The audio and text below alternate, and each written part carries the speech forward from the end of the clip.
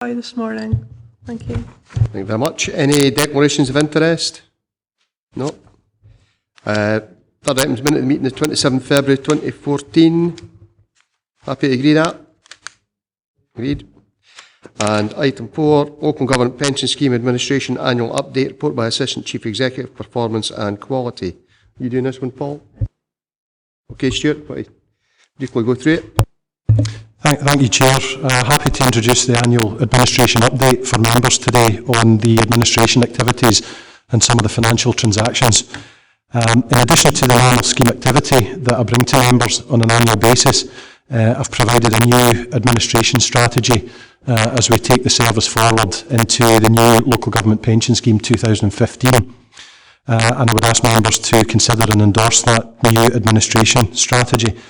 The report covers a number of areas from scheme design, the new local government pension scheme in 2015, as well as some proposals around new governance arrangements, which is outlined at 3.5 of the report on page 6.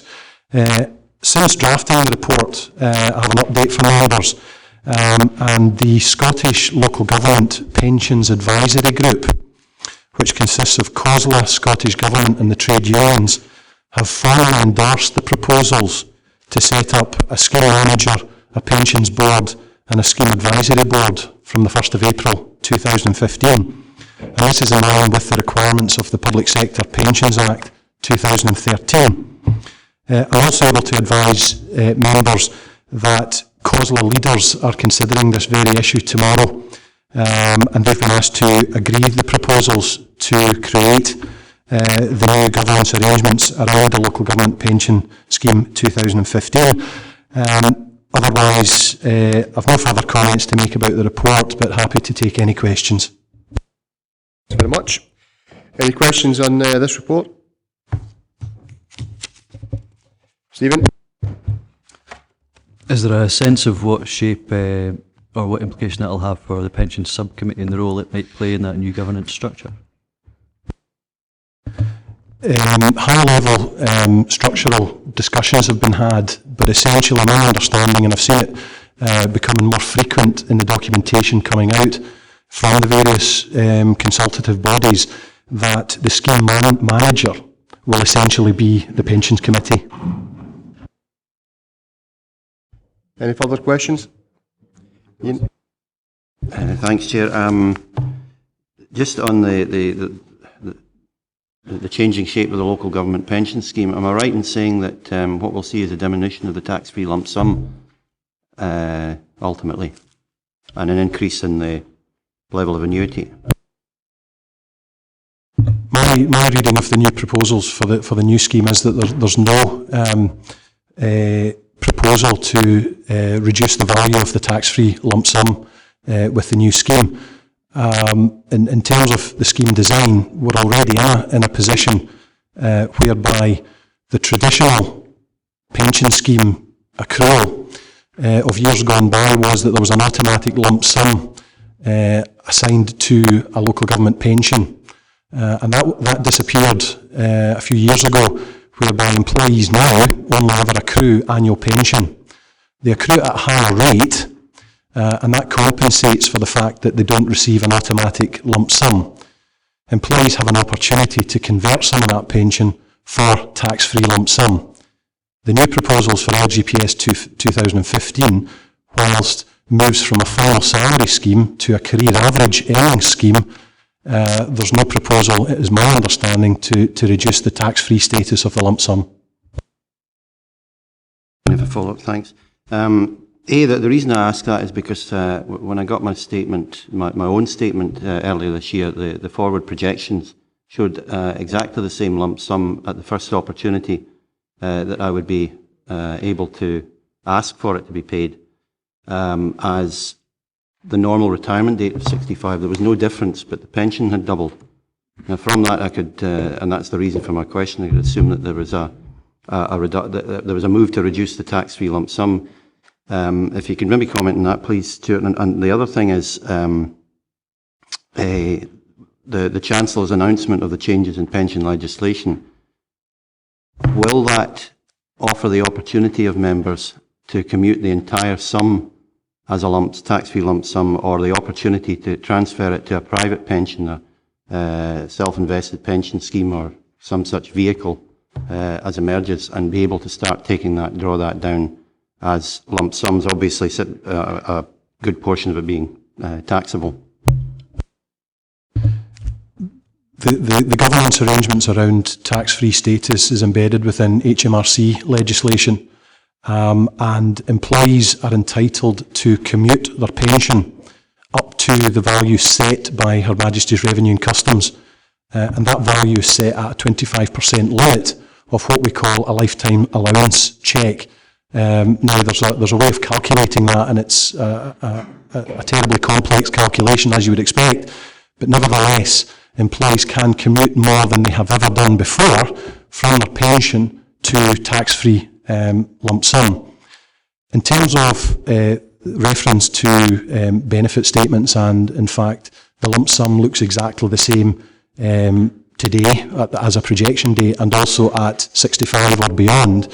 That ties in with the explanation that employees are no longer accruing on a day-for-day basis a tax-free lump sum element, and what they have to do going forward is commute that higher level pension for an equivalent tax-free lump sum. When they did the calculations in the government actuary back in 2009, when we were moving away from the traditional 180th and 380th scheme to a single 160th scheme, employees were slightly better off when the higher accrual rate of 160th was commuted to an equivalent lump sum as they would have had under the 380th. So it was very, very slightly better in their favour. Sorry, Tom, I just so I understand it correctly, so that the tax-free rules under HMRC are not altering, and these projections are possibly a way of showing that you could get a much higher pension if you didn't take as much of a tax-free lump sum, but there's no diminution of the current legislation on 25%. That's correct, and previously there was no opportunity for employees to commute, unlike police and fire that has been embedded within the scheme for a generation. So that gives employees choice. Nationally, our member profile appears to suggest that our employees benefit from that ability to commute.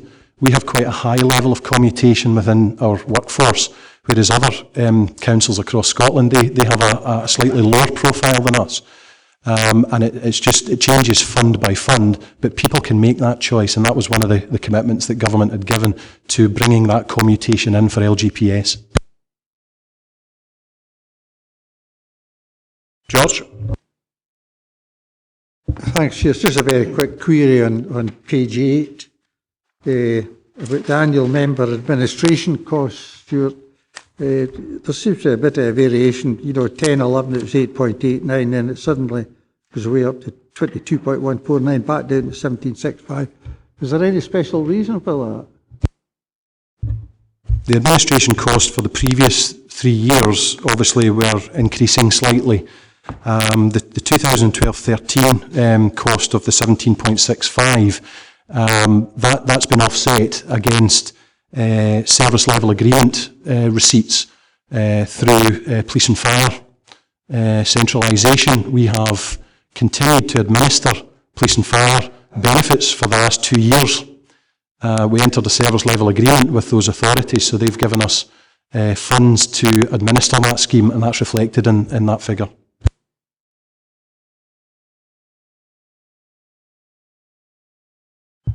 Just following on what Stuart's saying, for the admin cost, the rise in 2011-12 reflects the fact that there's a valuation at March 2011. So that's part of the cost for that year. Thank you very much. Can we move to the recommendations? Sorry, Ian, hurry up.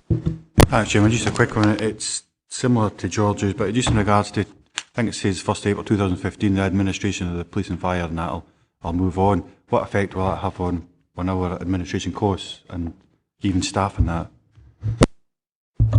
It should be cost neutral, because we effectively will no longer administer those two schemes. So the overheads that we had previously will disappear. Cost, will that be a cost benefit? Do you think the council will gain in any way financially there, or just not really? The administration of the police and fire schemes have tended to be a very small part of our business, so it won't have a big effect. Okay, thanks very much. Move on to the recommendations. 2.1, note. 2.2, note. And 2.3 to endorse the pensions administration strategy. Members agree with that? Thank you very much. Move on to item 5, which is in our business, which I have none. Item 6, Local Government Scotland Act, adopt the resolution to debar the public. Members happy to do that? Very much. Move on to item 7, review of investment manager's performance. Alison?